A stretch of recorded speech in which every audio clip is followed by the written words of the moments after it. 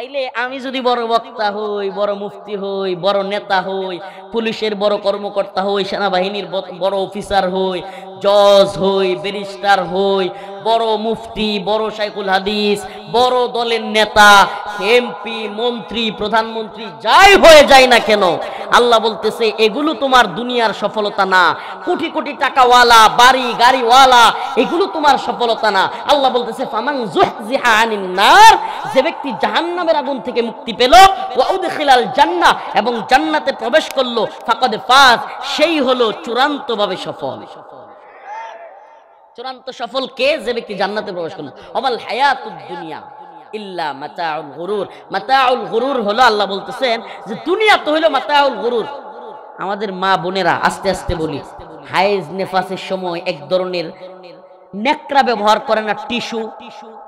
Tissue, ওই tissue ব্যবহারের পর কেউ আছে যে এই টিস্যু কিনে নিবে? আছে কেউ? মাতাউল গুরুর, আল্লাহ পাক বলতেছেন যে দুনিয়া আল্লাহর কাছে হলো মাতাউল গুরুর। মাতাউল গুরুর হলো ওই যে মা বোনদের ময়লা আবর্জনা ব্যবহারের পরে যে টিস্যু, এই টিস্যুর যেমন মূল্য নাই, এই দুনিয়ারও আল্লাহর কাছে তেমনি কোনো মূল্য নেই। হাদিসের মধ্যে আসছে, আল্লাহ রাসূল সাল্লাল্লাহু আলাইহি ওয়াসাল্লাম বলেন, এই পুরা দুনিয়ার মূল্য আল্লাহর কাছে যদি এক মাছির ডানা পরিমাণ মূল্য আল্লাহর কাছে থাকতো, মাছি, মশা মাছি আছে না, একটা মাছির ডানা পরিমাণ মূল্য যদি আল্লাহর কাছে এই দুনিয়ার থাকতো, আল্লাহ পাক দুনিয়াতে কোনো কাফের মুশরিকের একটা চাউলও খাইতে দিতেন না, একটা চাউলও খাইতে দিতেন না। আল্লাহর এই দুনিয়ার কোনো মূল্য নাই।